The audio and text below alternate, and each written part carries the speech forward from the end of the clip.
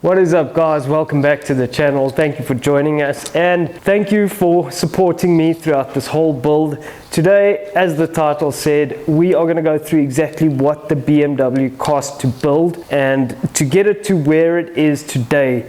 So this will be the build cost excluding any of the running costs, but it will include some of the commissioning costs, so basically getting it going to the point that we can actually race the car. So this should be a pretty good one. Stick around. I'm Jacques from SSBB Builds. I've been racing front-wheel drive for over 8 years. I won a championship, came runner-up in 2 others.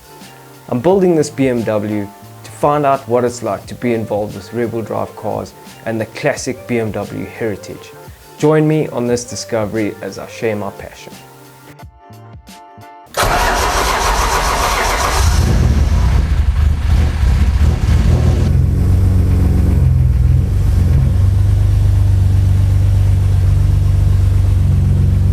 Alright, so we're going to go through pretty much all of the costing for this car, and I'm going to break it out into different categories.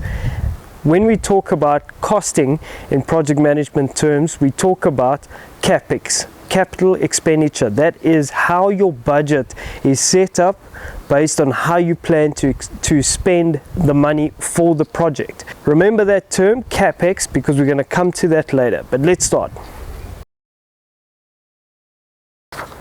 So to start a project, you need something. You need a base to start with, and we started with this 1996 BMW 328i E36 model. You saw it in the footage when I first fetched the car back in 2000, and this car was pretty straight. It was a good donor car, but it was just really worn out. Any project has to start somewhere. So we had to buy the car. I chose to go for as complete a car as possible so that we had the most parts. What did I pay? 45,000 Rand, and that equates to 2,300 US dollars. I'm using an exchange rate of 18 Rand 95 because that is what it currently is. We are in November 2023. So 45,000 Rand for the donor car, that's quite a bit of money, but since then they have gone up even more, so it's a bit crazy, but anyway, got to start somewhere. Alright, so now we're going to move on to the chassis. Now, the way I've categorized this is chassis is all bodywork, including windows, door cards, and excluding any controls. So it is effectively all of the bodywork, including the windows, the door cards. So that also include laser cutting the plates for the rear subframe, and included welding in those plates for the subframe preparation, any sort of painting work there. So what did that come to? That came to a total of 31,380 Rand. That is 1,655 US dollars. Now, what did we do? Well, we completely gutted the chassis, and then obviously I sent the car in for paint job. So that was obviously panel beating and painting on the outside, and then painting on the inside. I had to replace the windscreen, so that included a new windscreen and included the polycarb for the side windows. Alright, next is wheels and tires. So now originally I was going to run the 15-inch rims, that just didn't work out. It just didn't make sense, and there were a lot of challenges around that. So eventually I went for these E90 17-inch rims. I'm really glad I did, because it helped the gear ratio a lot. So I bought these wheels second hand. I paid about 3,000 Rand for them, and originally I bought a set of Bridgestone 15-inch tires, which I've factored in because I would have had to purchase tires anyway. These tires I got from ATS. They were used tires, which I raced with recently. So in total I spent on wheels and tires, I spent 5,000 Rand. That is 263 US dollars. That includes painting these used tires just to get some paint on them, because they looked really bad. They were pretty scuffed. They are bent, they are a bit heavy, so going forward I'm going to have to get a better set of tires, but 3,000 Rand. Alright, next up is suspension. So this is a really big one. This is where a lot of the cost lies. Now, I've defined it as the wheel hub, so that is just behind the wheel, to the top of the shock tower, that's top of shock, and then to the bush inside the control arm, so whatever bush that is, and everything linked to the anti-roll bars. So both anti-roll bars front and back, everything inside the wheel to the top of the shock to the end of the bush of the control arm. So what did I do? Well, as you saw, it's a completely new Bilstein strut, damper, whatever you want to call it, H&R springs, completely new camber caster adjustment plates. There's E36 M3 reinforcement plates under the top of the shock tower, new wheel bearings, new wheel hubs, Brembo discs. I've completely refurbished the calipers, basically stripped them down, chemically cleaned, electroplated them, new seals. We are using PFC 08 compound pads. That's an endurance compound pad, absolutely amazing. Stainless steel braided brake lines on the front.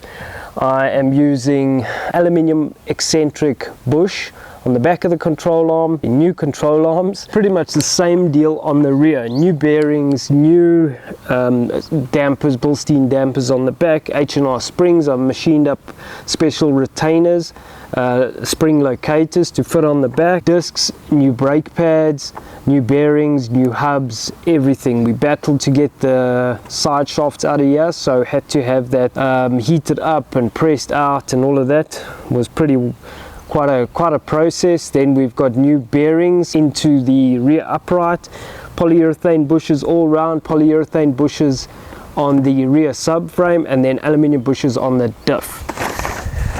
Whew, that was a mouthful. There's a lot going on there. Also stainless steel brake lines on the back. So in total for suspension I spent 48,000 Rand 600. So that's $2,500 US. So that is actually really good. If you consider that includes springs, the Bilstein custom built dampers, they're non-adjustable, but they are monotube gas struts, filled with nitrogen, and all the bushes, the bearings, everything, including these studs and brand new wheel nuts all round. It's really good. It's a lot of work, but doing it yourself, it just shows you what kind of cost savings you can get. So just to give you an idea, a set of KWs V3s are going to cost you about that price in total what I paid. So really good value for money. Now, something I recorded that somehow did not record when I was recording it was the costing on the actual brakes, the overhaul of the brakes. This includes the Brembo discs that I purchased, the PFC 08 pads. It covers the brass bushes, as well as the new stainless steel brake lines, the brake proportioning valve, refurbishing the brake master cylinder, and the seals. So all of that, and it comes to a total of 23,888 Rand, 1,260 US.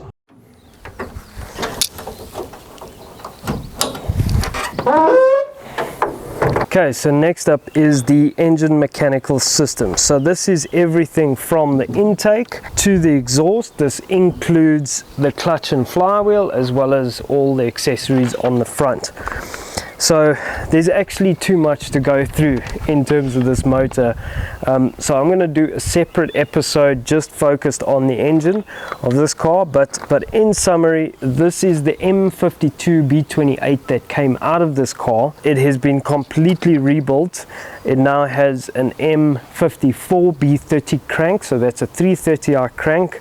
It has larger diameter pistons. It has much higher compression. I've done my own DIY work on the head to clean up the ports. We've then done a valve job on it, and we've given it 264 Schrick cams. It also uses a 325i M52 intake manifold for the bigger runners. It now has Bosch 440cc injectors. It has the Audi R8 coils, E36 M3 headers. It's pretty wild. It has gone through some changes, obviously, because of the issues we picked up, but yeah, a lot of work, blood, sweat and tears has gone into this motor.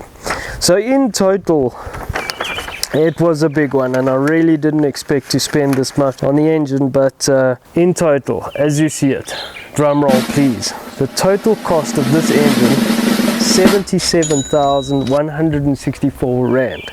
That is 4,000 US dollars to build this engine. So that is quite a lot of money, and some would say is worth it. Well, probably not, but the problem was it was a bit of a Pandora's box situation. So the more I tore into it, the more we had to replace, and you couldn't just get stuff, and it was kind of cascaded from there. So could have gone for a 330 M54 motor, but then you would have sat with very similar problems. That does include the brand new flywheel that it has. It has a chrome moly flywheel with a button clutch with a copper plate, springs on it, and brand new friction plate. It also includes everything new from in terms of the timing chain assembly, new guides, new water pump, thermostat, bearings, obviously rings. It's now a solid lifter head, so there is a lot of really good work that's gone in here. It's not the same as just buying an M54 off the shelf and throwing it in. There's a lot more that's gone in here, so that's what it costs. A lot of money, but 156 on the wheels here at altitude is a pretty good number. It's really stout for these cams as well. These cams are not that hot. It's a really good cam, but it's not a full-on race cam. That's like almost your stage 1, almost 2 camshaft for a road car. So really good power. So lots to get through here. The next one is the cooling system. So what does that mean? That means the radiator, the water cooling system, as well as the oil cooling system. For water cooling system, I went for the standard radiator. I've consulted quite a lot of people on this. Standard radiator, this is actually the one that was in the car. What I did is I just manufactured aluminium tanks on the end. Same dimensions, same thickness, everything. Then went for a Craig Davies fan that comes from Australia, that's run from the ECU. For an oil cooler, I went for a 15-row Setrab oil cooler with stainless steel nylon, I forget, or a urethane lines. These all have those fancy AN fittings, and that runs off an M3 oil filter housing that's bolted to the block. So it also has, the oil cooler has custom brackets. So all in for the cooling system, I spent 9,625 Rand, that's 507 US dollars. So we're onto the driveline. Now the driveline is everything from the gearbox to output shaft at the rear wheels. So the gearbox, basically excluding the clutch and flywheel, all the way back to the side shaft out of the diff.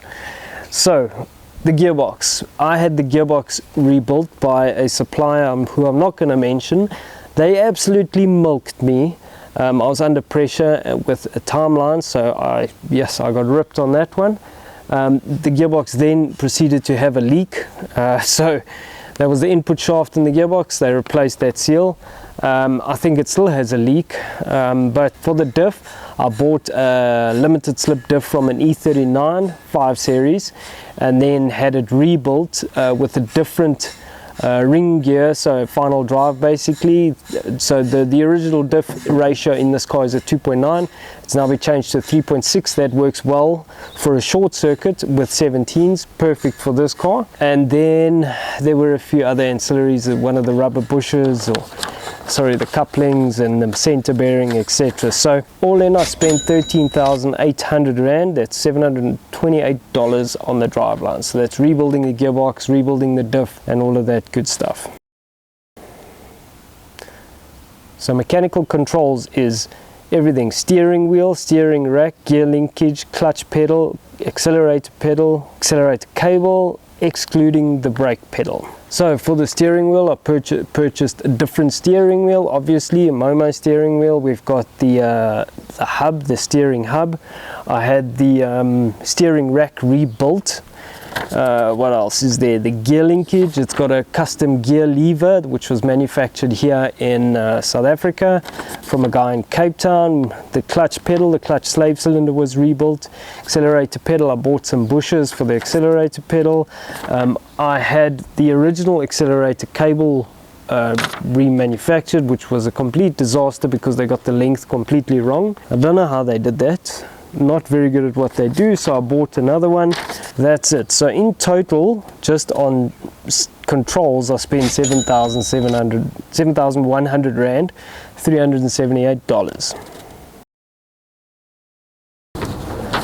Alright, so now we're going to move on to the electricals. Now the electricals in the car, that includes wiring, the battery, and just general fuses. So now I got someone to completely redo the wiring of the car. There's a complete new harness for the chassis, and then a complete new harness for the ECU to the engine, etc, etc, etc. New battery mounting, the fuses, and that came with the harness. So all in for the electrical system, I spent 16,350 Rand. That's $860 US. That includes the new harness. Really, really good value, I think. Next up, control and instrumentation. So what is that? That is the ECU, any dash, all the switches, sensors, and this AIM Solo 2 data logger. ECU, we went for an ECU Masters Black, EMU Black. Lap timing, we went for a Solo 2, AIM Solo 2. Then I opted to keep the original dash to try keep costs down. We made that work. It was a bit of a struggle, and I don't have a lot of feedback, which is a bit of a challenge. So going forward, I might opt to change that, do something different there, but that's what we did there. What else? Switches, these are mechanical toggle switches, and then I have a very nice push button for the start. Instrumentation sensors, I have the Bosch pressure and temperature sensors for the oil and fuel, and then I have just normal stuff for water and all of that good stuff. So in total, control and instrumentation, I spent, this is a big one, 29,116 Rand. That's 1,536 US dollars. So we're going to move on to safety. What is safety? That is the safety harnesses, the seat, fire extinguisher. Original safety harnesses I purchased for this car would not be able to be used because they are only a 4-point harness. It doesn't have the center piece.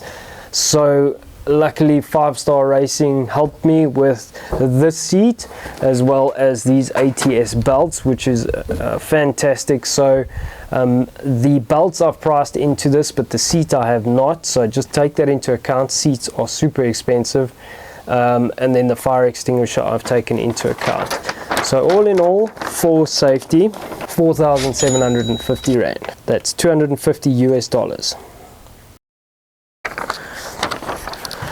Alright, so labor on the car. Now labor, I got a guy to help me. He did a lot of work within this car, and without him I couldn't have done any of it. His name is Johannes. He's a great guy, local South African dude. We've been working together for a while. He does have a full-time job, so he helps me with this part-time, and yeah, I hope and pray that one day I'll be able to employ him full-time, because he's an amazing guy. He's super skilled, but I'm just not there. So in total on labor, that excludes any of the filming labor, the filming costs for a couple of the races, etc. In total it's 39,150 Rand. That's 2,000 US dollars. Now, I've got a cost in here for collection and deliveries. That's using a driver to drive and fetch and carry. Like I say, I've got a full-time job, so I can't do everything myself. So I used a few drivers, and it also came in quite a bit of money. So just on deliveries, I spent 9,300 Rand, collection and drop-offs. That's 490 US dollars. We then move on to the fuel system.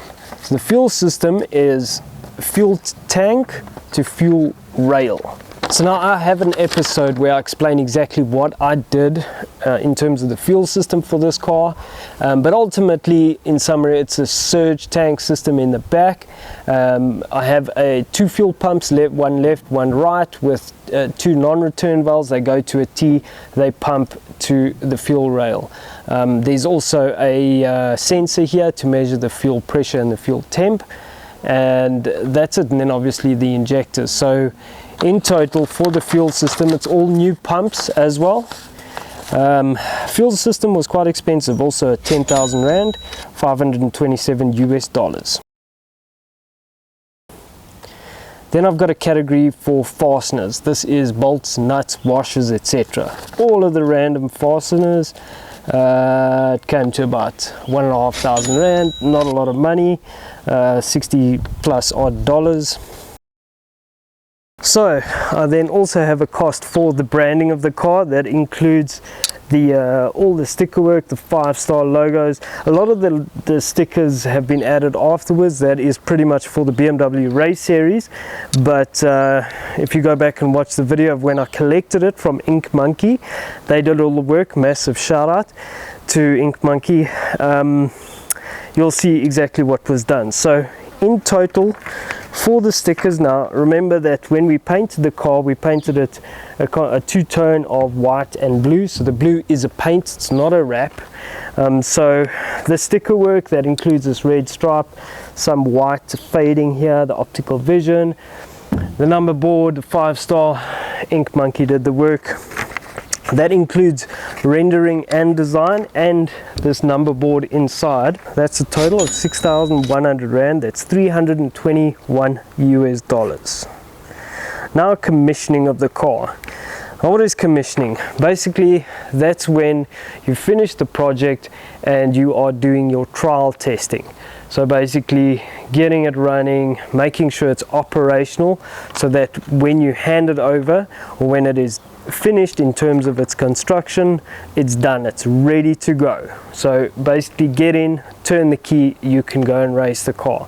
So the commissioning costs in this instance is all of the dynos I did, test runs, and there's a couple of other bits and pieces, but ultimately there were like 3 dyno sessions I had, and some fuel up and down to take the car to the dyno, etc. So that comes in at a total of 15,000 Rand just for commissioning. So that is 817 US dollars.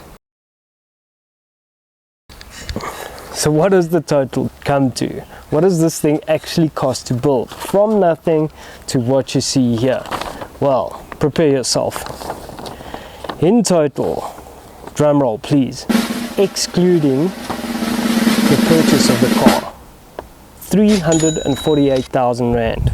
That is 18,300 US dollars. If you include the purchase of this car, which was 45,000 or 2,300 US, we're looking at a total of 393,000 Rand. That's 20,000 US dollars. A lot of money. That is a lot of money. But if you really think about it, I worked very hard not to spend too much on this car. In other words, big brake kits and just go over the top with a lot of different things. It's fairly reasonable. If you look at second-hand BMWs in the UK and the US, that is pretty much what you will pay for a used race BMW. This is a brand new car, so overall not too bad. It is also not a quick fix kind of get it on the track and race, scrap on the track deal. This is a proper car. You saw the times I did. It needs some obviously fine-tuning and dialing in, but a proper race package. Now remember, that excludes any labor. So I reckon you can factor in at least half of that cost for labor minimum. So you'll be looking at a plus minus 600,000 Rand, which is a lot of money. So you need to take that into account. So what next? So what is next for the BMW? Well, to understand that, we got to talk costs a bit. Okay, so in the project world, when you're building something, you allocate your cost to it, and you can break it down however you generate your budget.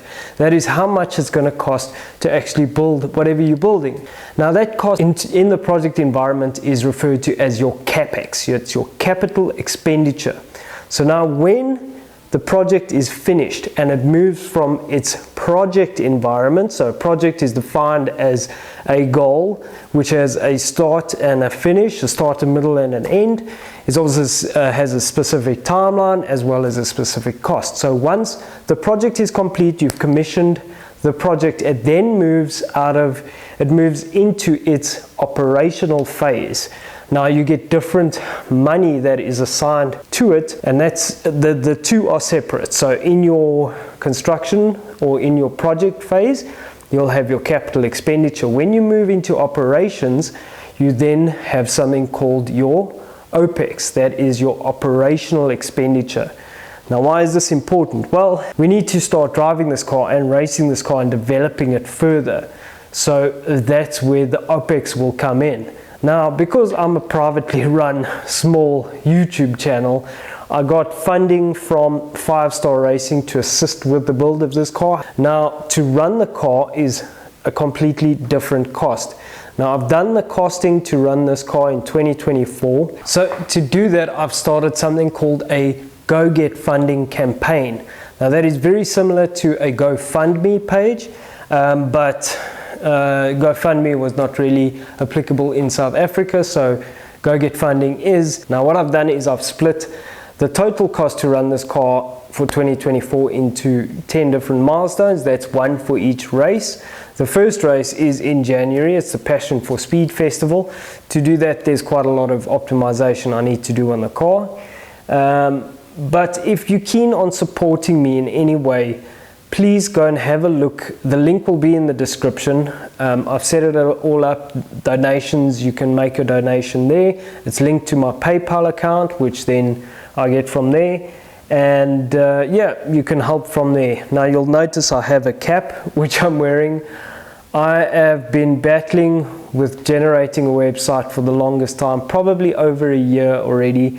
And I'm just really battling with the website, so I'm not ready to start selling merchandise just yet. Unfortunately, it's grating my ass, but either way, you can assist on the Go Get Funding, on my Go Get Funding page, so you can check it out in the link in the description. So that is that. Thank you guys for all your support throughout the year. It's been a mega push to get this thing done. We did it. We raced the car, super successful, and I'm super happy. And if you're still here watching this video, thank you so much. It's just been an amazing journey, and I am super stoked to have achieved this. 2024 plans are coming up soon. We got a new build. I'm super excited about that. I would love to continue on this, but I need budget. And you know, like I said, I'm a one-man show here. Can only do what I can do. So we need budget and we need time and money. Thank you so much for watching, guys. I appreciate everything and all your support. We'll catch you in the next one. Ciao.